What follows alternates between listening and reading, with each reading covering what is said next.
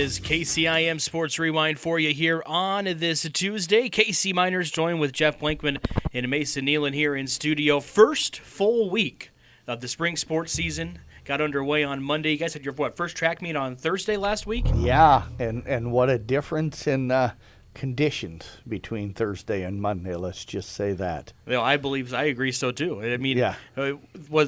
But was Thursday and tonight should be pretty close to the same? Yeah, yes. I enjoyed last night much more than Thursday and tonight, let's say that. You probably didn't have to walk around in layers of clothes.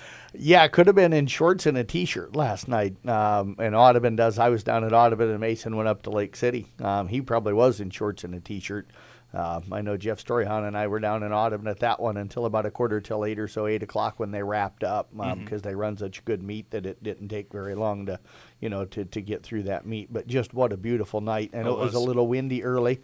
They had a little grease fire on the grill for a while that, some people thought kind of stunk up the area just a little bit. Had some kids going, hey, can you help them get that grease fire out? It's kind of smoky over by where we're at. But, no, what a great night last night for track. And tonight's going to be miserable for everybody involved, the fans, certainly the athletes and the coaches. No matter how much they bundle up, it's still going to be miserable out there. When is tonight just track, or do we officially get like golf and soccer and tennis? Golf, not yet, but we got soccer and tennis on the schedule for tonight. Tennis might have a hard time just because, if the wind's blowing 800 mile an hour. Serve that ball and it's going to go flying.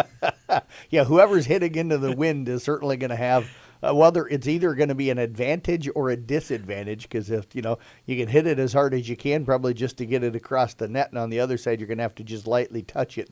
Otherwise, it's going to sail long. So, yeah. And we'll talk about the track that you guys got to see a little bit here, and then we'll talk about some other stuff throughout KCIM Sports Rewind. I do want to mention last time that we will be a half hour long. Officially next week, we will be moving to about 45 minutes. Yep, so Mason and I will have to start getting in here a little earlier. I know he's really excited about that part of things, right? Morning, Mason. Sure. He walked in at 9:29 this morning, right? It was not 9:29. If you add like 2 minutes before that, we should be good. About 9:27 maybe. Yeah. I used to when I was in Mason's, I used to leave the house at like 9:20 and walk in a little right before the show started too. Yeah, so. I know. Yeah, we John and I texted you several times. Are you coming in today? I was just getting my phone out to text him when I heard the door behind me open into the studio. So. Yeah, he still looks like he's sleeping. I don't know what he's going to do when he's got to get up early enough to be here by 9 o'clock. I think he'll make it. Just get here? He won't remember it, but he'll get here. Yeah, he won't remember the show at all. No, you can ask me at 1 o'clock when I get back in, and I'll have no clue what we talked about. Yeah. You guys were able to go see track on Thursday. Yep. Kind of opened up that spring sports season and everything like that. We was out at a track meet yesterday. What have you seen so far? The early portion, especially with track getting underway.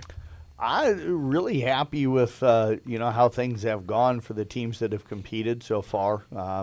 Last night we had 9 of our 11 area girls track teams compete between the meet in Lake City and the meet down at Audubon last night. And Mason, for you, I think the one up in Lake City, you saw some teams and some girls that look like they're going to have some really, really good seasons.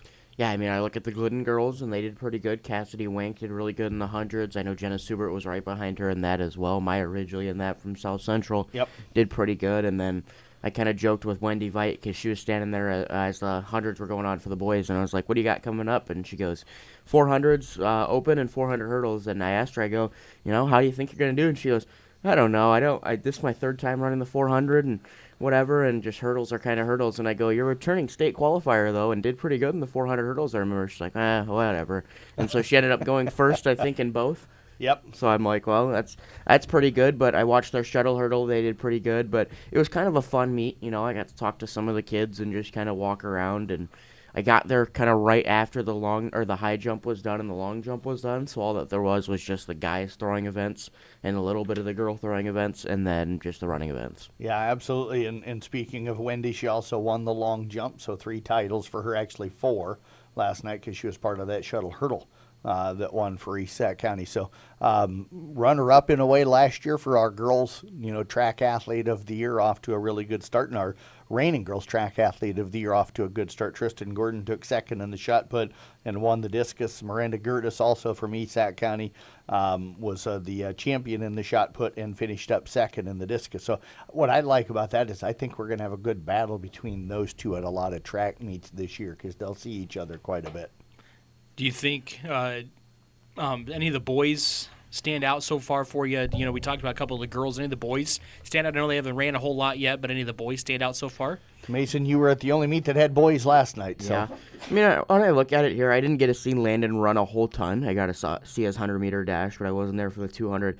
Third in the 100-meter and first in the 200-meter dash. But I look at it and I say, you know, he's running pretty good. His brother had a pretty good running night, but somewhat I'm not surprised with having a pretty good running night was a lot of those ESAC boys. They're distance runners. I mean, coming off of a great cross-country season, so they're going to have a pretty good season as well. Well, and they showed their depth, too. What I liked is when you looked at it is you had Riley Aragon, second in the 800 meters. Owen Engel was, second in the 16, and then Landon Spohr second in the 3200. So you had three different guys from Esac County all have a good night, in a distance race. So anybody else, boys-wise, any of the throwers or anything jump out to you from last night? Jace Peterson, I mean, he had a great night throwing, won both events. Yep. So, I mean, just starting off pretty good for him, and I think that's just kind of how he plans to be. And I joked with him because he throws in both events and wins both events, and then they throw him in the 4x2, and he doesn't do too bad in that one there. So, I mean, not a bad night for him either. Yeah, absolutely. Wyatt Merka, I think, took third for him in the discus, so I think he's going to have a good year for him as well. You bounce back to last Thursday. We both know that Griffin Glynn's going to have a really good year in the high jump. Lual Thargiath, I think we're really excited, after all the dunks that he did in basketball season this year, to see how that translates for him. Dayton Wiederin's going to run the distance races really well for Carroll High, especially that 2 mile. I think we both think that the Kemper boys 4x800 really has a chance to do something pretty good this year. Yeah, they were at state last year, and I think they were kind of dominant during the regular season last year because we had to look at them a couple of times for kind of maybe athlete of the week type deals and stuff. But looking at it, I think, they just lost Ryan Sundrup. So then they replaced him, and then they didn't really drop off. They still were able to do some pretty good things with that 4x8. Yeah, ran a 9:01.91 with Hunter Tonjes, Wyatt One, Joe Fletch Bating, and Thomas Potabum. Carroll Boys Shuttle Hurdle looked really good with Lincoln Burt, Carson Tedrow, Michael Rowetter, and Landon Merla.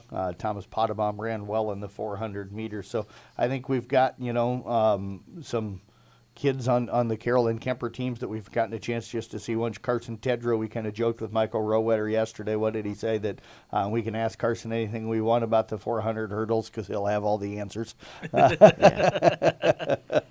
So, but he's the best 400 hurdle runner in the state, and he says he enjoys them a lot. So yeah, if Carson's listening or somebody that knows Carson, just ask him about the 400 hurdles. Just ask him about the 400 hurdles. Yeah, I honestly think, too, that I think Carroll's depth in the sprints is going to really help them out this year. I think Kemper's might have more strength in the distance races, but I think that, Carroll High's got a lot of sprinters, which should really, help them out. So, you joke about the 400 hurdles, and I don't think either of us could run a 400 hurdle. No, I don't even know if I could run 400 meters, let alone, I don't even know if I can do 50. Let's just say I don't even know if I can do 50. I used to kid, Nathan Cones over there as our assistant, when he was the assistant news director back when I used to run all the time, like, I'm 50 and I could still beat you in a 100-meter dash, and he's like, upper 20s or early 30s at the time. Honestly, as much as I run now, I don't think I could run 50 meters, let alone beat him in a 100-meter dash. Well, should we tell him that? We haven't had that conversation around the office for a while. Then there's a reason I haven't brought it up, because I've gotten completely out of shape. But give me some time. Give me a year to get back in shape, and I think I'll still whoop him. We'll throw Neeland in it, too, so I can whoop him, too. My problem wouldn't be the running thing. How are we going to get over a hurdle? That's the I'm big not thing. jumping any hurdles. I'm talking just a 100-meter dash. But we said 400 hurdles. We don't think we could run it. How do we think? We got to get over the hurdle first before we worry about the 400. I'm not doing a 400 hurdle because I guarantee you, even if I can run 400 meters, I can't jump over a hurdle. Jeff would go around it. Yes, I would. Don't you get DQ'd for that? You do. Yeah. I'd probably crawl underneath it, still beat both of the guys, but I'd crawl underneath it. I'm not jumping a hurdle, so. But we don't want to forget the Carroll and Kemper girls as well from last Thursday. Elsa Tiefenthaler, kind of an interesting one. She was down at a college visit and stuff on Monday. Gets back, sometime Tuesday afternoon, and then pretty much heads straight to the track and finishes second in the high jump. And I don't know, in the brief conversation we had with her, if she really had an opportunity to do any high jump practicing before, but went out and cleared 4.8. Willow Feld, I know in talking with Coach Namewood, I think he's got a really good feeling about that young lady in the future. Yeah, and Willow, I mean, he talked a lot about her and kind of how she can fill in different spots for what they had last year, but he was kind of high on that whole freshman-sophomore duo that they have going on there, because they've got girls that can fill the long distance, can fill relays, and can be kind of a sprinter as well. So they've kind of got the whole package when it comes to these younger classes coming through. Yeah, and then you look at, I laugh, Addison Schoen, such a competitor, you love it. She takes second in both the discus and shot put, and I got a chance to talk with her afterward. She was not happy at all to finish in second place. So that's the competitor in her that, she wants to go out and do better than that. You had a fun conversation and interview with Morgan Mashing, who did really well the other night.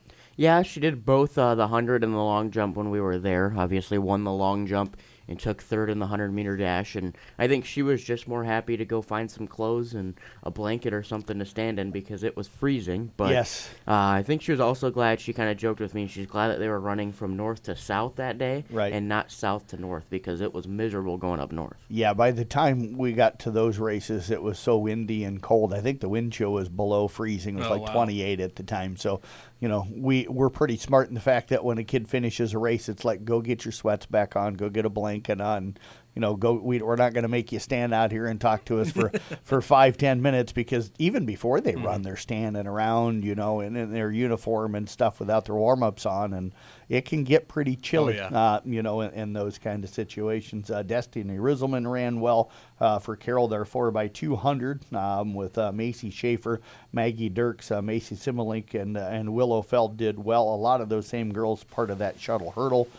With Alexis Esquivel, Kendall Potoff, Macy Schaefer, and Maggie Dirks there. And then Macy Simmelink also did nice job in the long jump for them the other night. So I think the Tiger girls really have some depth. It'll be interesting with Kemper, I think, once they get everybody there, kind of how things progress for them. Yeah, you just got to get everyone in the same area and get them all a week of practice, or a meet in a week of practice or something, because Elsa's got to kind of, I wouldn't say catch up, because with how good she is athletically, she's kind of almost already there anyway, but you just got to get everyone together in the same room and just kind of ready to go. Yeah, probably the one athlete that I've covered that probably is, she's being recruited in 4 sports. I have a feeling if she'd have played softball in the summer, she'd be getting recruited in 5 sports, because I think with her athleticism, she would just be naturally good at softball. I don't know if she played any as a kid, but, getting recruited to, she's having her choice in college of what sport do I want to do, because all 4 of the sports that she's played through her high school career, she's got coaches reaching out to her at the next level. Which is great. You want to see Yeah, absolutely. So I don't think it'll take too terribly long for her to get the high jump, and get into that, jumping shape. So I really thought we were going to go into the rant about that means kids should play more than one sport. Well, I do believe that, and a lot of that comes from the college coaches that I talk to. They're not wanting 1 and 2 sport athletes, and stuff. They do want you to focus some on the one that you care the most about, and try to get better. But I was trying to remember what college athlete I just talked to here recently that was being recruited. It was one of our college corner interviews that we did with a young person that was going to go on and play in college, and they're like, the one thing that my college coach talked to me about was that I played multiple sports, and that's what they liked, because they said what the college coach told me is they know that I'm pretty good, in everything, and I'm good in the sport that I focused on a little bit more, but they know they can get more out of me. They tell me that if I'd have played just that sport throughout my high school career, they would have felt like I probably would have reached my peak, and they couldn't have kept me growing very much at the college level. So just a note, I hear that from college coaches all the time when I talk to them. So just a little note to, mom and dad out there, and the kids that are, trying to wanting to go play college. The other thing that, as you get me started on my rant, sorry. The other thing that's really disappointing is how many kids that are high-level athletes in the area that are burnt out by the time they're juniors or seniors in high school and don't want to go on and play at the next level. And the theme that I always hear, well, Jeff, I've been doing this since I was in the 4th grade. I just don't love it anymore, and they're juniors in high school. And you hate to see that because they've put so much time and so much energy into playing it as a young kid and all the traveling. But by the time that they can take it and go do something with it, they don't want that anymore because the thing they always say is, I just want to go to college and be a kid because I haven't been a kid because all I've done is traveled and played sports. I think there's a place for travel sports, don't get me wrong. I think there's some benefits to it, but at the same time, I think we've got to temper some of the things that we're doing because we're raising an entire generation of kids that are getting burnt out. So. Well, on that note, we'll step away and take a break. We'll be right back with more KCIM Sports Rewind here on KCIM. As the athletes at your house prepare for hard work and fun of the season, remember that St. Anthony Rehab Services provides physical therapy for any sports injury that may sideline your member of the team. Sports injuries can plague kids of all ages and keep them from playing the sport they love. Athletes will be under the direct supervision of a certified and licensed healthcare professional in the newly renovated sports performance facility. If an injury is keeping your athlete out of the game, call St. Anthony Rehabilitation Services at 794-5000 for sports injury and treatment rehab.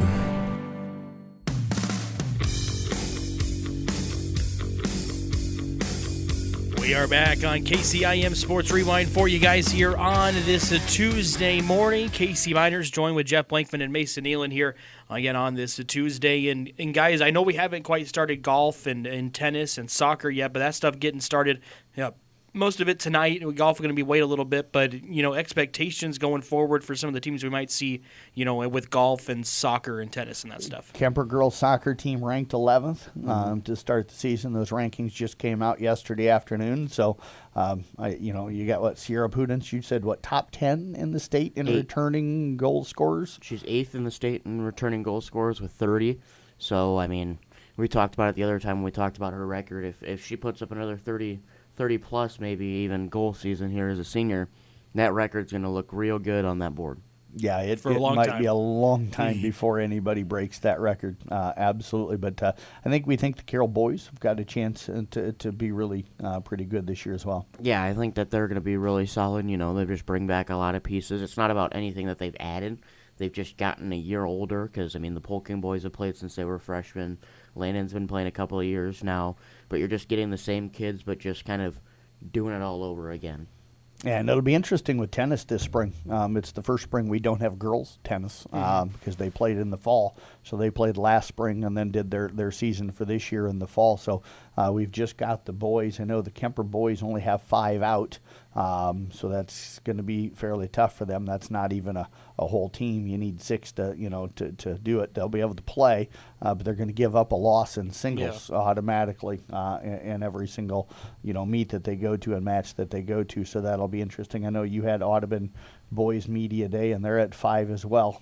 So both of our boys tennis teams pretty low in numbers this year, so it'll be interesting to see how that plays out for them. And then we've got some great golfers. I think we talked a little bit about some of those guys and gals last week and stuff. So but it won't be until next week that we get any golfers out on the course for a meet that actually counts. I think for some of them they've been out. I think last week when I had Kemper Media Day, they had just finished cleaning up both the Muni and the National and getting them ready, meaning walking around picking up sticks and all that kind of stuff.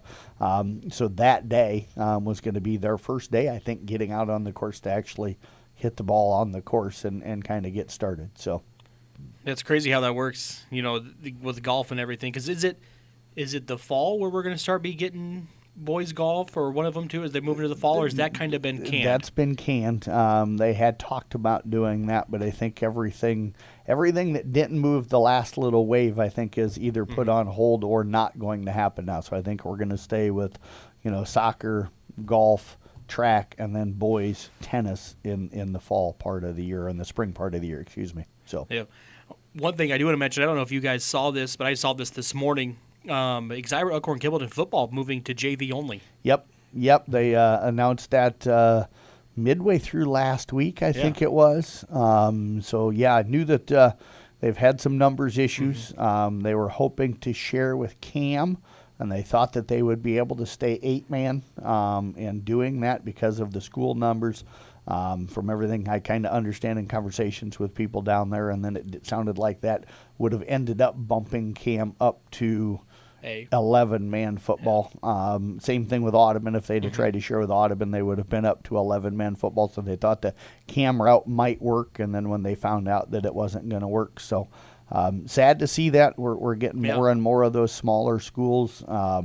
I know we've had Chris Cuellar on, and I'm going to try to get him on from the Boys Association. He does such an amazing job when he's on with us.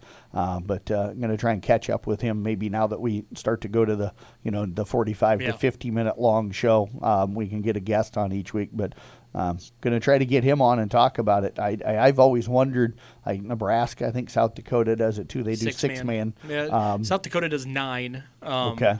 But they don't do 6-man. I know Texas and Nebraska and some of those states, especially when you got like dense populations, out like on the west end of Nebraska. West end of Nebraska, out in the plains and then stuff. And so, but it doesn't sound like that's ever really been an option to go to 6-man. So it'll be interesting to see these smaller schools that keep getting a little bit smaller. And I do know that. It's probably kind of hard to say let Exira and Audubon combine, and then all of a sudden they're big enough to be an A school because they have all these kids, and you keep them an 8-man. But if you move them up, what you're doing is you're forcing the school to redo their football field, and for how long? Because for a lot of those schools, they're still getting smaller anyway. Yeah. And are they going to eventually then have to move that 11-man field back down to an 8-man field? So can you find a way to allow them to combine and still allow them to be an 8-man school? I don't know. That would be interesting, and that would be a Chris question. And here's my question: is this the year where they reclassify, or is that next year? That would be after this year. Yeah. So it would be after this season that they reclassify. So we'd get new football schedules and all that stuff, with new districts and stuff like that. So I didn't know if you looked at it that way and Exira wanted to join with somebody, they're probably not moving them up specifically this year, or they might have to wait a year. But, after the summer season, they're going to redo all that stuff because they do it every 2 years. Yep. So, and, it's going to impact. I know Audubon played Exira last year in football. So, Audubon's going to have to now find somebody to play, and pick up a game somewhere, as, several other schools, because Exira's not the only one that's, now not got, a football team for this year. So I will say this: will they redo districts this year with it being the reclass? Because I thought that it'll be after this season. Yeah, so it's after this season that they redo the districts and reclassify. Yeah, that's what I thought. So, and then one thing I want to mention too on your point, Jeff, and I know all three of us have had this conversation before, that as much as parents might be upset of not having a varsity season, their kids, you don't want to send kids that are not out there prepared to get hurt. Yep, absolutely. And in all sports, especially in football, injuries do occur, but there's a difference. Not all 14-year-olds are built the same, and not all 18-year-olds are either, but not all 14-year-olds, especially in football with such a physical sport, are going to be able to go out and compete against 18-year-olds. So if you're a really young team, sometimes it's better to play the JV schedule, allow them to be able to get some games in against kids more physically their size and physically developed like them. And, you don't run the risk of getting injuries. You don't run the risk of, I hate to put it this way, but if you go out and you get beat 80-0 every week, how many of those kids are going to go out and want to go out the next season? Yeah, exactly. Because it's not fun when you go out and you get throttled all the time. And I think we need to look at that in all sports. You see so many of these really lopsided scores anymore, and sports are struggling for numbers in a lot of places in a lot of sports, and it's not fun. For some of these kids that maybe don't love a sport but are out to hang out with their friends, it's not as much fun when they're getting beat. And I know some coaches will tell you it's not my job to make the other team better. They've got to do that. But guess what? They're not getting better. And if you want to save the sport that you love, maybe you need to look at how you're handling those games in those situations. So yeah, I 100% agree. Talk at men's and women's college basketball. Final Fours both set for those coming up. Do I even want to know? Mason just gave you a weird look. Well, just Mason, what were you talking about last week when we were in here? I don't know. But I was talking about, I was first in the bracket challenge, and then Let's just say some unfortunate things happened, and somebody else in this room is first in the bracket challenge. We won't say who, but it's not KC. Me. Yeah, it's not me. I probably will not win it. Right now, so it's me in first with Josh Dietrich in second, but he lost Duke, and I do have Arizona to win it. Tom Hawkap sitting in third, Derek Tigeson in fourth, and then KC, you're in fifth. Nick Brinks has moved up to sixth. Keith Wagner and Randy Beese in seventh. Eric Yelly in ninth. And then you got a host of guys in 10th place. I'm still scrolling to try and find Mr. Nealon. Oh, yeah, there he is, down in 18th place, and stuff. He's kind of buried down towards the basement. But he is lucky enough that he's got Arizona still alive. So if they would end up winning the national championship, he'll finish somewhere in the top 10, probably 8th or 9th or something like that. But the way I've been able to look and break it down is Tom Hawkap, to me, is probably in the best shape. Even though I've got 3 of my Final Four teams left, my other finalist besides Arizona was Florida. Mm-hmm. And, of course, the Iowa Hawkeyes have to be the team that hurts me there, of course. But Tom's got UConn against Arizona in the finals. Oh, so really? if UConn beats Illinois and Arizona knocks off Michigan, Tom's probably claimed the championship with that and stuff. So if Arizona and Illinois face in the championship, I pretty much lock up the title. And then if Michigan knocks off Arizona in the Final Four, Derek Tigeson possibly wins it. It depends on how that UConn game goes, because Tom is ahead of him right now.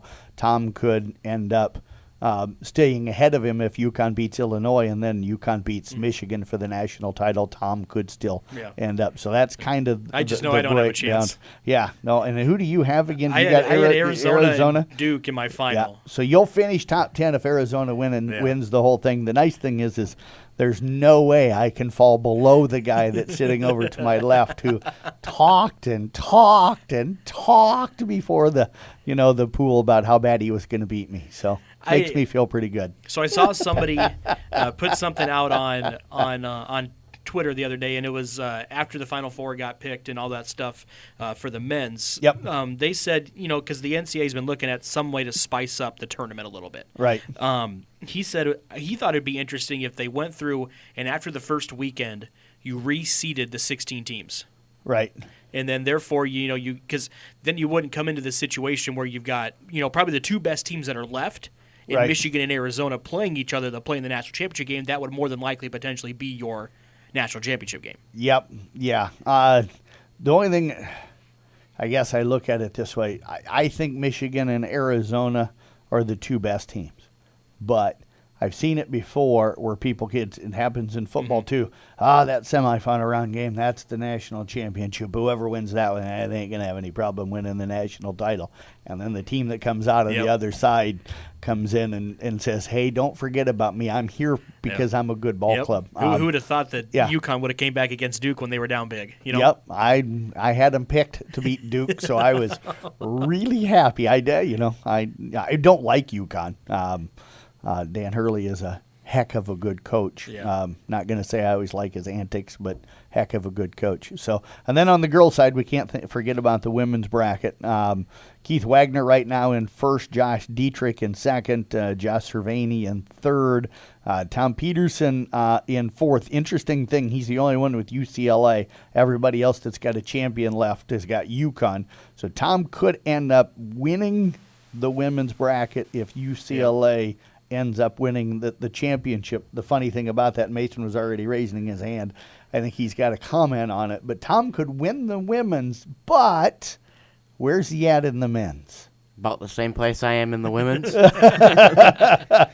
So Tom is guaranteed last place in the men's bracket. He doesn't have anybody left in the Final Four. He is currently sitting in the basement of the bracket challenge on the men. So Tom, or anybody that knows Tom, because I know he's probably busy right now and not able to listen, but Tom, we've got a nice toilet trophy for you for finishing in the basement of this year's bracket challenge. You will be able to sit that proudly on your desk at school or your mantle at home for a year, and we will deliver that to you here one of these days so that you can enjoy it. We might only make him have it for a half a year, because the guy to my left is probably going to finish in the basement of the women's bracket. I know I was there for a while.